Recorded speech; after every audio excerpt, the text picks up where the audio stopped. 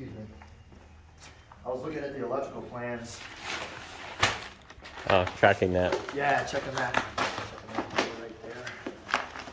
The inspector may show up while we're here today. I'm not sure what time he's going to be here. We'll be close for him. So we should be nice to him. Yeah, he's actually a good guy. At first he was, he was tough and stuff, but but we gotta learn what they like and stuff. So.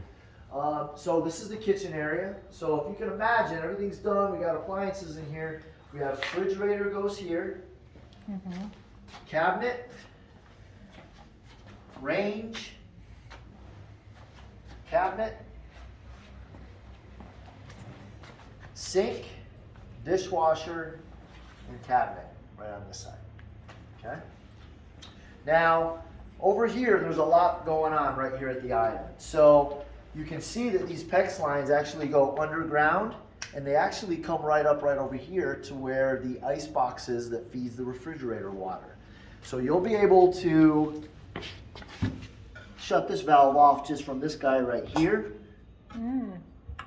But also, we put a angle stop, which is a push-pull shut-off valve that's going to be connected here. So you can control the water supply to the refrigerator from an easier Under the spot sink. rather than have to pull the refrigerator out to shut it on and off. And I'm just saying that just in case anything malfunctions and it's leaking water, that's you good can to shut know. that water Yeah, we've supply had off. leaking Yeah. fridges. Oh yeah, yeah, eventually. I mean, some refrigerators go a lifetime without leaking and some don't. So. And what is this?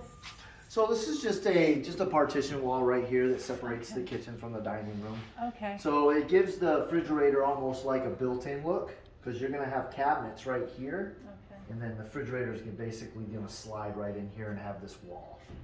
So this the only division between the kitchen and the And living the room, rest. And the dining living room. room, right? Okay. Yeah. So the So fridge, it's all open.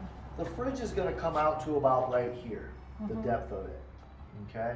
So with the cabinetry, you'll have the cabs right here, and then you'll have this space open, so it looks like it's a built-in fridge, which is a nice look.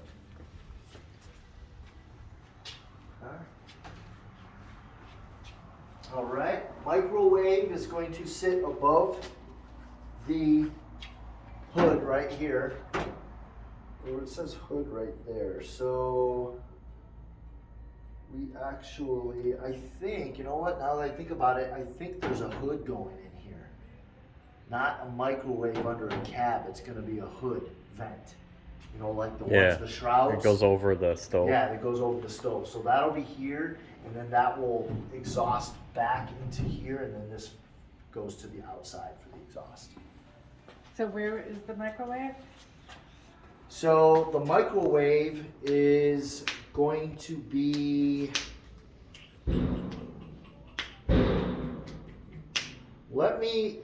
before I answer that, let me make sure that there's a shroud hood going here. Okay. Because there may not be. I just have to go into the file and look. But they wrote hood down there on the floor, which signifies Yeah. that there could be a hood right there. Okay. All right, everything looks good.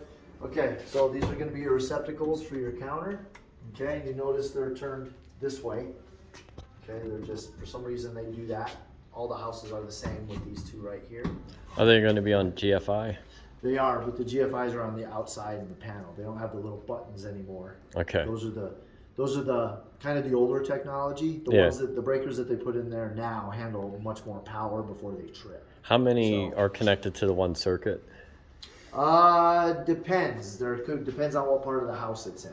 Are there multiple GFI circuits? That's what I should ask. Yeah, Okay. there's multiple. There's probably gonna be, with this size house, there's probably gonna be probably close to like 14 to 16 Oh, okay. GFIs, because they all go in all the wet areas. That's the kitchen, the laundry room, The and all the bathrooms. bathrooms. Okay. How about outside too? And then outside we have GFIs too, but those Yeah. are weather rated receptacles, so they have covers and they're a little bit inset, a little Yeah. further. But if they were ever to get it wet, it wouldn't, unless, if the little rain got in there, they wouldn't trip. All right. Okay. All right, any questions here? No. Okay, all right. Going this way here, this is gonna be a Closet. door. closet? Yeah, that's gonna be the Pantry. Shut this thing Oh, off. the pantry, yeah. Yeah, this is where the food pantry is. Right here, and there'll be shelves all along the back through here, 4 sets, 4 layers of shelving. Okay, and over here, there's gonna be a door here, and then storage area back here with a light switch that goes here, lights up that, and then also lights up under that little, this light right here. We call that a landing light, okay, and it lights up back in this area as well, because that turns and goes about 4 feet under the Is stairwell there as well. a plug? Yeah, plug right down there. Okay. That's gonna be the receptacle for this room. If that's gonna be my granddaughter's cubby. Oh, yeah, that's. So if she needs someplace to, you know, it's like that's a plug in built- her tablet. Yeah, that's a built-in fort right there. Yep. All like the forts when we were kids. Yeah. So a couple things here. So if you look up straight ahead, right up here, that you'll see several of those throughout the house, and those are going to be our smoke detectors and our carbon monoxide detectors. Okay. Outside of the bedrooms, they're dual smoke detector and carbon monoxide. Okay, so that's a dual. Okay, and that protects this bedroom and this area from carbon monoxide. When we go upstairs, there'll be several more of those outside the bedrooms. Okay. All right. Bathroom. Lower bathroom right here. So we have the tub right here, and you can see there's water in this right here. We put that in there. Okay, so the house is under water test. Okay, but we have a 3-gang switch here. The first one is going to be to your vanity light. The second one is going to be to the fan, and the third one is going to be to the can light that's over the shower. Okay. Okay, vanity here, toilet ring there. And then once again, we have a door here that's going to open this way. So in our houses, we frame in medicine cabinets. Okay? Most folks don't get the medicine cabinets, but if you ever do want to get medicine cabinets, we're framed in with the standard size, which is 14 by 24. Okay? Okay. And it's easy, just poke a hole in here, cut out the drywall, slip it in, Okay. screw 4 screws, and it's installed. Very easy. Okay.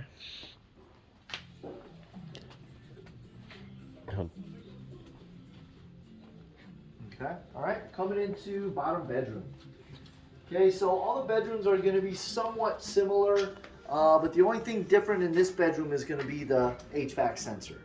So the HVAC runs off of the sensor that's in this room.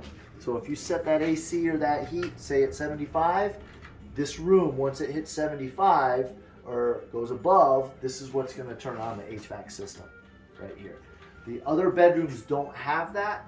We put this, the one that's furthest off the main body of the house, and that's this room here. Okay? Does it have a VAV then that comes into this? Yes. Wow. Yes. So you'll look up right here. So that's going to be your main air supply here. And then right up here, you'll notice there's a 3-gang switch. Okay. So we have our pre-wire for fan and light. And then we also have what we call a half-hot outlet. You guys familiar with that? No. Where only the top receptacle is switched to the switch. It's a Okay. switched outlet, another Yeah. name for it.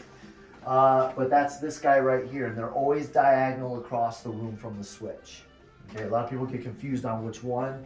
They'll plug something in and hit the switch, and it's real easy to get confused. But it's going to be the top receptacle, and I have the electricians put a little black dot on it so they know which one. And then once Okay. they get used to it, they can wipe it off. All right, so that goes there.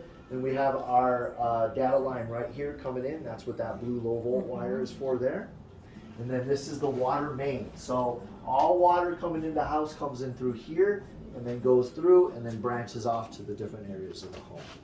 Okay? All right. And last but not least, in this room, we have our smoke detector, which is right over here in the corner. And that is only a smoke detector, whereas the ones outside are smoke and carbon monoxide. Okay?